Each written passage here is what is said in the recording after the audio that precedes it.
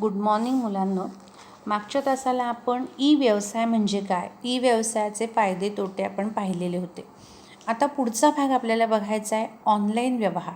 आता ऑनलाईन व्यवहार म्हणजे काय हे तुम्हाला सगळ्यांना माहिती आहे किंवा ही सगळ्यांना प्रचलित असलेली गोष्ट आहे. पण थोडक्यात इंटरनेटच्या माध्यमाद्वारे जे व्यवहार केले जातात त्यांना ऑनलाईन व्यवहार असं म्हटलं जातं. किंवा वस्तूची खरेदी विक्री इंटरनेटच्याद्वारे केली जाते तेव्हा त्याला ऑनलाईन पद्धतीने व्यवहार केले गेले आहेत असं म्हटलं जातं किंवा ऑनलाईन खरेदी विक्री केली आहे असं म्हटलं जातं. मग आता ही ऑनलाईन खरेदी विक्री कशा पद्धतीने करायची किंवा या ऑनलाईन खरेदी विक्रीची प्रक्रिया काय आहे याचा आता आपल्याला अभ्यास करायचा आहे. ऑनलाईन व्यवहाराची प्रक्रिया मोस्टली 3 प्रकारे किंवा 3 टप्प्यामध्ये केली जाते. मग ऑनलाईन व्यवहार किंवा ऑनलाईन वस्तूची कशा पद्धतीने मागणी करायची हे आता आपल्याला पाहायचं आहे. तुम्हाला हे सगळं माहिती आहे कारण आताची मुलं ऑनलाईन व्यवहार सर्रास करत असतात. इवन तुम्हीही करत असाल. तुम्हाला उदाहरण द्यायचं झालं तर अगदी साधं आणि सरळ सोपं उदाहरण नेहमी वापरता येणारं स्विगी किंवा स्विगीद्वारे जे तुम्ही फूड मागवता हे तुम्ही ऑनलाईन व्यवहारातलाच एक प्रकार आहे. स्विगीद्वारे किंवा फ्लिपकार्टद्वारे किंवा ॲमेझॉनद्वारे ज्या वस्तू मागवतात हे ऑनलाईन व्यवहाराचं उदाहरण आहे. त्यामुळे स्विगी हा प्रकार मोस्टली कॉलेज तरुणींमध्ये फार प्रिय आहे किंवा तरुण पिढी हा ऑनलाईन व्यवहार सर्रास करत असते. आता आपण ऑनलाईन व्यवहाराची प्रक्रिया बघूया. त्यातला पहिला टप्पा आहे नोंदणी, रजिस्ट्रेशन. जर तुम्हाला ऑनलाईन व्यवहार करायचा असेल किंवा ऑनलाईन तुम्हाला जर एखाद्या वस्तूची खरेदी करायची असेल तर ती खरेदी करण्यापूर्वी तुम्हाला एक नोंदणी फॉर्म त्या ऑनलाईन विक्रेत्याकडे भरून द्यावा लागतो. त्यांचं विशिष्ट संकेतस्थळ असतं. त्या संकेतस्थळावर जाऊन लॉग इन होऊन तुम्हाला तो ऑनलाईन फॉर्म भरून द्यायचा असतो. त्या ऑनलाईन फॉर्ममध्ये तुमचं नाव, पत्ता असेल, ईमेल ID असेल, त्यानंतर तुमच्या त्या वस्तूची सगळी माहिती असेल. हे सगळं तुमच्या पेमेंटचा प्रकार पण असू शकेल किंवा ती वस्तू किती क्वांटिटीमध्ये हवी आहे, किती हवी आहे, या सगळ्या गोष्टींची माहिती तुम्हाला त्या ऑनलाईन फॉर्ममध्ये भरून द्यावी लागते. ही फॉर्म भरून झाल्यानंतर हा फॉर्म तुम्हाला त्यांना सेंड करावा लागतो म्हणजे पाठवावा लागतो.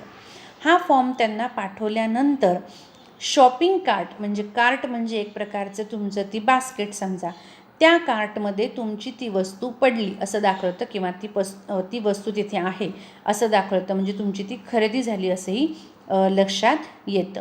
आणि ऑनलाईन दुकानामध्ये ब्राउझिंग करताना तुमच्या या सगळ्या गोष्टींची नोंद ठेवली होते किंवा या सगळ्या गोष्टींची माहिती ठेवली जाते. तर पहिला पॉईंट बघितला आपण तो म्हणजे नोंदणी. नोंदणी म्हणजे तुम्हाला जी वस्तू हवी आहे त्या वस्तूसंबंधी ऑर्डर देणं किंवा मागणी करणं, त्याचा सगळा तपशील लिहिणं, तुमची वैयक्तिक माहिती लिहिणं की जेणेकरून ते तुम्हाला वस्तू पोहोचवू शकतील. या सगळ्या गोष्टींची माहिती ऑनलाईन फॉर्ममध्ये भरून द्यायची म्हणजेच तुमचं रजिस्ट्रेशन करायचं वस्तू मागवण्यासाठी. त्यानंतर दुसरा प्रकार आहे मालाची मागणी नोंदणी. मी तुम्हाला आत्ताच म्हटलं की तुम्ही तुमची माहिती दिल्यानंतर ऑनलाईन मागणी जेव्हा तुम्ही करता किंवा ऑनलाईन वस्तू जेव्हा तुम्ही मागवता तेव्हा त्या ऑनलाईन वस्तू मागवताना तुम्हाला ती वस्तू किती प्रमाणात हवी आहे म्हणजे क्वांटिटी किती हवी आहे, कशा पद्धतीची हवी आहे, ती तुमची वस्तू कोणती आहे, निवडलेल्या वस्तूची किंमत काय आहे, या सगळ्यांची माहिती पण तुम्हाला तिथे नोंदवावी लागते.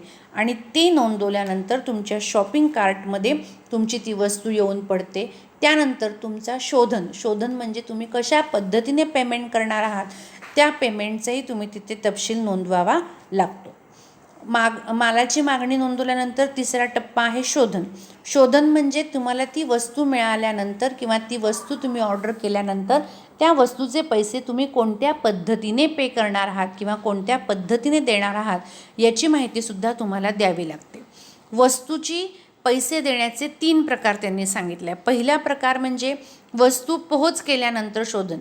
जर तुम्ही त्यांना सांगितलं की माझ्या हातात किंवा माझ्या घरी वस्तू पोहोचल्यानंतर मी तुम्हाला पेमेंट करेल तर तेव्हा तुम्हाला तशी नोंद द्यावी लागते की आफ्टर डिलेवरी म्हणजे वस्तूची डिलेवरी झाल्यानंतर आम्ही तुम्हाला पैसे देऊ.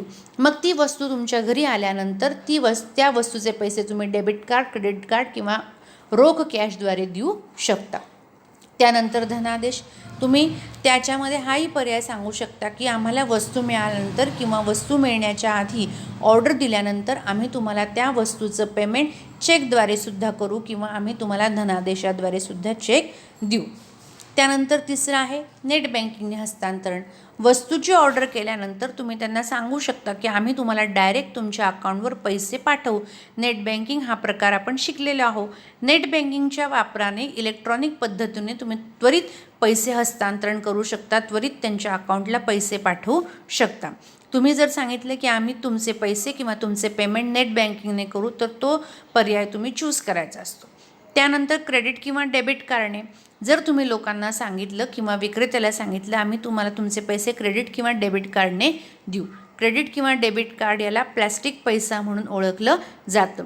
मोस्टली ऑनलाईन खरेदी विक्रीसाठी हाच पेमेंटसाठी डेबिट किंवा क्रेडिट कार्ड वापरलं जातं. या कार्डद्वारे ग्राहक पैसे भरतो आणि मग त्याच्या खात्यातनं ते पैसे बँक वजा करत असते. सगळ्यात जास्त प्रचलित जर प्रकार असेल तर क्रेडिट आणि डेबिट कार्डद्वारे पेमेंट सगळ्यात जास्त केलं जातं. त्यानंतर 5वा प्रकार आहे डिजिटल रोख. डिजिटल रोख म्हणजे इलेक्ट्रॉनिक रोख.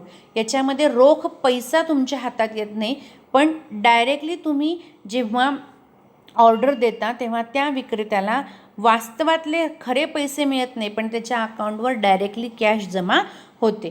तर अशा पद्धतीने मी डिजिटल कॅशद्वारे सुद्धा पैसे ट्रान्सफर करू शकता. अशा 3 प्रकारे तुम्ही माल मागवू शकता ऑनलाईन व्यवहाराद्वारे किंवा ऑनलाईन व्यवहाराद्वारे तुम्ही अशा पद्धतीने वस्तूची खरेदी विक्री करू शकता. आपण ऑनलाईन व्यवहाराचे 3 टप्पे बघितले. पहिला नोंदणी, दुसरं मालाची मागणी नोंदवणे आणि तिसरं पेमेंट. पेमेंट म्हणजे शोधन. या शोधनामध्येच तुम्हाला 5 प्रकार सांगितले की तुम्ही कशा पद्धतीने शोधन करू शकता किंवा कशा पद्धतीने पेमेंट करू शकता. त्यामध्ये पहिला प्रकार मी तुम्हाला सांगितला की वस्तू पोहोच केल्यानंतर पैसे देणे. दुसरा सांगितला धनादेश म्हणजे चेकद्वारे पैसे देणे. तिसरा सांगितला नेट बँकिंग म्हणजे इलेक्ट्रॉनिक हस्तांतरणाद्वारे. चौथा सांगितला क्रेडिट कार्ड किंवा डेबिट कार्डद्वारे. आणि 5वा सांगितला डिजिटल रोख. अशा 5 पद्धतीद्वारे तुम्ही पैसे ट्रान्सफर करू शकता किंवा पेमेंट करू शकता. त्याचबरोबर थोडक्यात तुम्हाला सांगायचं असेल, जर ऑनलाईन व्यवहाराची खरेदी विक्री कशा पद्धतीने होते किंवा ऑनलाईन व्यवहार कशा पद्धतीने पार पडला तो, त्या प्रक्रियेचा चार्ट तुम्हाला इथे दिलेला आहे. पहिलं म्हणजे ज्या ग्राहकाला वस्तू खरेदी करायची आहे त्या संदर्भातला तो खरेदीदार शोधतो किंवा विक्रेता शोधतो. खरेदीदार आणि विक्रेता पहिल्या टप्प्यात शोधला जातो. त्यानंतर वस्तूची निवड, तुम्हाला कोणती वस्तू हवी त्या वस्तूची निवड करायची. त्यानंतर तुमच्या पेमेंट किंवा वितरणासंबंधी नियम व अटी जाणून घेतल्या जातात. कशा पद्धतीने पैसे द्यायचे आणि तो तुम्हाला कशा पद्धतीने वस्तू पोहोच करणार यासंबंधी नियम व अटी दिल्या जातात. त्यानंतर त्या मालाची विक्री केली जाते. विक्री केल्यानंतर पेमेंट केलं जातं. मग हे ऑनलाईन पेमेंट असणार आणि पेमेंट झाल्यानंतर तुम्हाला त्या वस्तूसंबंधी जे काही कार्य असतील ते कार्य विक्री पश्चात तुम्हाला त्या विक्रेत्याकडनं मिळत असतात. म्हणजे समजा तर तुम्ही एखादं वॉशिंग मशीन घेतलं, ते वॉशिंग मशीन तुम्ही ऑनलाईन घेतल्यानंतर त्याचे पैसे त्याला दिल्यानंतर 1 वर्षाचा मेंटेनन्स फ्री असेल, काही पार्ट्स खराब झाले तर ते फ्री मिळत असतील, तर ही विक्री पश्चातची जी काही कार्य आहेत ती कार्य किंवा ते सर्व्हिस तुम्हाला ऑनलाईन व्यवहाराद्वारे सुद्धा मिळू शकते. अशा पद्धतीने तुम्ही ऑनलाईन व्यवहार करू शकता किंवा ऑनलाईन व्यवहाराची ही पद्धत आहे. याच्या PDF नोट्स पाठवल्या जातील. समजून घ्यायचा आहे, सोपा भाग आहे, तुमच्या डेली वापरातला भाग आहे. बरेच जण ऑनलाईन खरेदी विक्री करतात आणि हे समजून नोट्स वाचून वहीमध्ये लिहायचे आहे, अभ्यास करायचा आहे.